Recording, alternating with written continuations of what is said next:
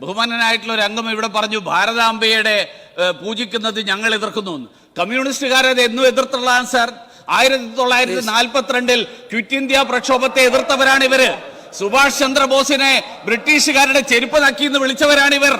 അതുകൊണ്ട് ഭാരതാംബയും ഭാരത് മാതാവും RSSകാരുടെ സൃഷ്ടിയല്ല. ഭാരതാംബയും ഭാരത് മാതാവും അപരീന്ദ്രനാഥ ടാഗോറിന്റെ ബങ്കിം ചന്ദ്ര ചാറ്റർജിയുടെ വന്ദേ മാതരത്തെ, ആ വന്ദേ മാതരം RSS കൊണ്ടുവന്നതല്ല. ബങ്കിം ചന്ദ്ര ചാറ്റർജി ബ്രിട്ടീഷ് സർക്കാരിനെതിരായിട്ടുള്ള പോരാട്ടത്തിന്റെ ഭാഗമായിട്ട് അന്ന് കൊണ്ടുവന്നതാണ്. അതിനെ എതിർക്കുന്നവർ ആ നിലപാട് ഇപ്പോഴ് രാജ്യത്തിന്റെ മൂലയിൽ മാത്രം ഒതുങ്ങുമ്പോഴും ആ നിലപാട് മാറുന്നില്ലെങ്കിൽ നാളെ ഇവരെ തൂത്തുകൂട്ടി വലിച്ചെറിയും. ഈ രാജ്യത്തെ മുന്നറിയിപ്പ് കൂടി നൽകാൻ ഞാൻ അവസരത്തിൽ ആഗ്രഹിക്കാം. ഇത്തവണ കേരള നിയമസഭാ തെരഞ്ഞെടുപ്പിൽ ഒരു പ്രധാനമായിട്ട് നമ്മൾ കണ്ടത് ഒരു ബൈപോളാർ പൊളിറ്റിക്സ് പൊട്ടി എന്നുള്ളതാണ്. ഒരു തേർഡ് ഫോഴ്സ് 3 അംഗങ്ങളായിട്ട് BJP അധികാരത്തിൽ വന്നു. കേരളത്തിലെ BJP അണികളെ സംബന്ധിച്ചിടത്തോളം വലിയൊരു സ്വപ്ന സാഫല്യമായിരുന്നു എന്ന് വേണമെങ്കിൽ അത് പറയാൻ പറ്റും. കാരണം നേരത്തെ 2016 രാജഗോപാൽ ഒരംഗമായിട്ട് ഉണ്ടായിരുന്നെങ്കിലും കാരണം അദ്ദേഹം വളരെ ബഹുമാന്യനായതുകൊണ്ട് അദ്ദേഹത്തിന് ഇപ്പം ഗോപകുമാർ പറയുന്നത് പോലെ അഗ്രസീവ്നെസ് ഇല്ലായിരുന്നു അല്ലേ? അതെ, തീർച്ചയായും. അത് നമ്മള് എല്ലാ ആളുകളോടും സംസാരിക്കുമ്പോൾ എല്ലാവരും പറഞ്ഞിരുന്ന കാര്യം അതാണ്. പക്ഷെ ഇപ്പം സിറ്റുവേഷൻ ആകെ മാറിയിരിക്കും. അപ്പൊ നിയമസഭയുടെ ആദ്യ സെഷനിൽ തന്നെ BJP നേതാക്കൾ, ഇപ്പം B മുരളീധരനാണെങ്കിലും BB ഗോപകുമാർ ആണെങ്കിലും രാജീവ് ചന്ദ്രശേഖർ ആണെങ്കിലും ഇവര് കൃത്യമായിട്ട് കളം പിടിക്കുന്ന ഒരു കാഴ്ചയാണ് നമുക്ക് മുമ്പിലുള്ളത്. പ്രത്യേകിച്ച് നിയമസഭയിൽ കേൾക്കാത്ത, കേരള നിയമസഭയിൽ കേൾക്കാത്ത പല കാര്യങ്ങളും ഇപ്പോൾ കേൾക്കുന്നു. ഭാരതീയതയെ കുറിച്ച് സംസാരിക്കുന്നു, ഭാരതാംബയെ കുറിച്ച് പറയുന്നു, ദേശസ്നേഹത്തെ കുറിച്ച് പറയുന്നു. അതുമാത്രമല്ല ഈ ഇടത് വലത് അഡ്ജസ്റ്റ്മെന്റ് രാഷ്ട്രീയത്തിനെതിരെയുള്ള ശബ്ദം പച്ചയ്ക്ക് പറയുന്നു. അപ്രിയ സത്യങ്ങൾ ഓരോന്നായി പുറത്തു വരുന്നു. അപ്പൊ അതൊരു വലിയ മാറ്റം തന്നെയാണ്. ഇടതുപക്ഷത്തിനാണെങ്കിലും UDFനാണെങ്കിലും അത്ര എളുപ്പമല്ല കാര്യം. കാരണം ജനങ്ങൾ ഇത് കാണുകയാണ്.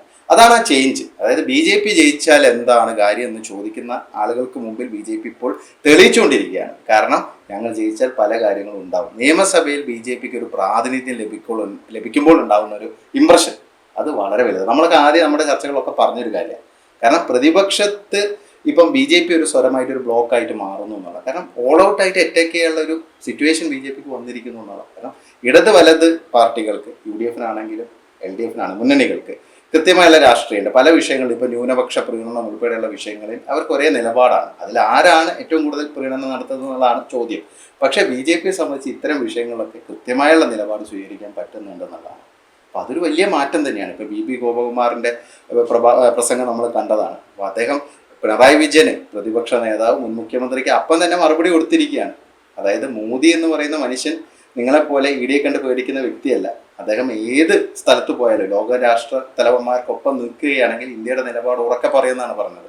അത് ഉണ്ടാക്കുന്ന ഒരു ഇമ്പാക്ട് വളരെ വലുതാണ്. V മുരളീധരനാണെങ്കിൽ ക്വിറ്റ് ഇന്ത്യ സമരത്തെ എങ്ങനെയാണ് കമ്മ്യൂണിസ്റ്റുകാർ ഒറ്റിക്കൊടുത്തത്, അതൊരു വലിയൊരു കാരണം. സുഭാഷ് ചന്ദ്രബോസിന് ജപ്പാൻകാരന്റെ ചെരുപ്പ് നക്കി എന്നൊക്കെ പറഞ്ഞു പറയുമ്പോൾ അതെ ചരിത്ര വസ്തുതകൾ നമ്മൾ മറച്ചു വെക്കുന്ന ചരിത്ര വസ്തുതകൾ എക്സ്പോസ് ചെയ്ത് ആളുകളുടെ മുമ്പിൽ കാണിക്കല ശബ്ദം അവിടെ മുഴങ്ങുന്നു എന്നുള്ളതാണ്.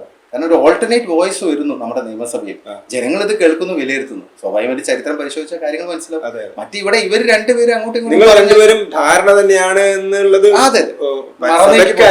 അകത്ത് നിന്ന് പറയാന്ന് പറഞ്ഞാൽ അത് വലിയൊരു കാര്യമല്ലേ, വലിയ ഇമ്പാക്റ്റാ. അതാണ് പ്രതിപക്ഷത്ത് നിങ്ങൾ ഒരു 3 MLA-മാരെങ്കിൽ 3 MLA-മാർ അവരുണ്ടാക്കുന്ന ഒരു ഇമ്പാക്ട്. നിങ്ങൾ പുറത്ത് സഭയ്ക്ക് പ്രാതിനിധ്യം ഇല്ലാതെ ഇനി എന്ത് ചെയ്താലും അതിനൊരു പരിമിതിയുണ്ട്. നിയമസഭയിൽ പ്രാതിനിധ്യം വരുമ്പോൾ അതാണ് BJPയുടെ ഒരു തുറുപ്പ് ചീട്ടായിട്ട് ഇനി മാറാൻ പോകുന്നത്. കാരണം ഇത് ജനങ്ങൾ കാണുന്നു. ഇപ്പം തന്നെ മികച്ച പ്രകടനമാണ് ഈ MLA-മാർ 3 പേരും നടത്തിക്കൊണ്ടിരിക്കുന്നത്. അപ്പൊ സ്വാഭാവികമായ ചോദ്യമാണ് ഇയാൾ ചോദിച്ചത്. 63ആണോ വലുത് 22ആണോ വലുത്? അപ്പൊ അത് മുസ്ലിം ലീഗിന്റെ സംഖ്യയാണ് 22, കോൺഗ്രസിന്റെ സംഖ്യയാണ് 63. പക്ഷെ 63ന്റെ താല്പര്യമല്ല 22ന്റെ താല്പര്യമാണ് പ്രകടിപ്പിക്കുന്നത് എന്നാണ് അദ്ദേഹം. അതെ, അതായത് കേന്ദ്രത്തിനെതിരെ ഇങ്ങനെ കുറെ ഒരു നട്ടാൽ മുളയ്ക്കാത്ത നുണകൾ എന്നൊക്കെ പറയുന്ന രീതി, കുരുക്കാത്ത നുണകൾ എന്നൊക്കെ പറയുന്ന രീതിയിലുള്ള കാര്യങ്ങളൊക്കെയാണ് പറയാൻ പറ്റില്ല എന്നുള്ളതാണ്. ഇപ്പം കേന്ദ്ര ഫണ്ടിന്റെ കാര്യം, അതിനെക്കുറിച്ച് വിശദമായിട്ട് BB ഗോപകുമാറൊക്കെ സംസാരിച്ചു. അപ്പൊ ഇങ്ങനെയുള്ള ഓരോ വിഷയങ്ങളിലും കൃത്യമായിട്ടുള്ള നിലപാട് പറയാൻ BJPക്ക് സാധിക്കുന്നു എന്നുള്ളത് ഒരു മാറ്റം തന്നെയായിരിക്കും. ദേശീയ തലത്തിലെ കാര്യങ്ങളെ കുറിച്ച് നേരത്തെ പൗരത്വ ഭേദഗതി നിയമം, ആ പൗരത്വ ഭേദഗതി നിയമത്തിനെതിരായിട്ടൊക്കെ ഐകകണ്ഠേന പ്രമേയം പാസ്സാക്കിയായിരുന്നു. മദനിക്ക് വേണ്ടി പ്രമേയം പാസ്സാക്കിയായിരുന്നു കേരള നിയമസഭ. ഇനി അത് നടക്കൂലല്ലോ. പ്രമേയം പാസ്സാക്കുമായിരിക്കും, ഡിസന്റ് അവിടെ ഉണ്ടാവും എന്നുള്ളതാണ്. അത് വളരെ വലിയ മാറ്റം. കാരണം അത് BJPക്ക് വലിയൊരു സാധ്യത കൂടിയാണ്. ആ സാധ്യതയാണ്. നിയമസഭയായതുകൊണ്ട് അത് ജനങ്ങളിലേക്ക് പ്രതിഫലിക്കും. ഇങ്ങനെ ഒരു വോയിസിനെ അനുകൂലിക്കുന്ന ആളുകളുടെ എണ്ണം കൂടും.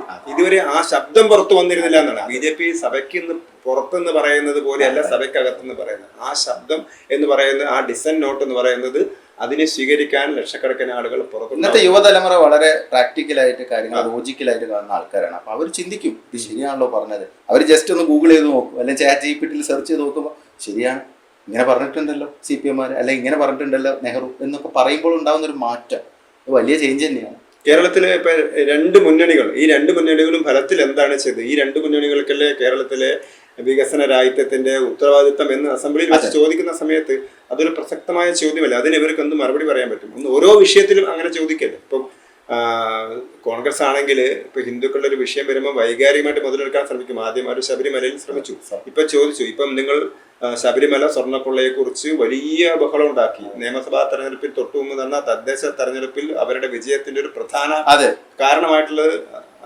ശബരിമല സ്വർണ്ണക്കൊള്ളയായിരുന്നു. പക്ഷെ അതിനെക്കുറിച്ച് പരാമർശിക്കുന്നേ ഇല്ല നയപ്രഖ്യാപനത്തിൽ. അപ്പൊ അത് എടുത്തു പറയാൻ പറ്റില്ല. അപ്പൊ പുറത്ത് BJP അനുകൂല പത്രമായ ജന്മഭൂമിയോ ചാനലായ ജനൻ TVയോ അല്ലെങ്കിൽ നേതാക്കന്മാരോ നടത്തിയിട്ടൊന്നും കാര്യമില്ല. പക്ഷെ നിയമസഭയിൽ അത് ഫലപ്രദമായി ഉന്നയിക്കുന്ന സമയത്ത് അത് ഉണ്ടാക്കുന്ന ഒരു ഇമ്പാക്ട് വളരെ വലുതാണ്. അത് VD സതീശനെ കൃത്യമായിട്ട് മെൻഷൻ ചെയ്തിട്ട് തന്നെയാണ് BB ഗോകുമാർ ചോദിക്കുന്നത്.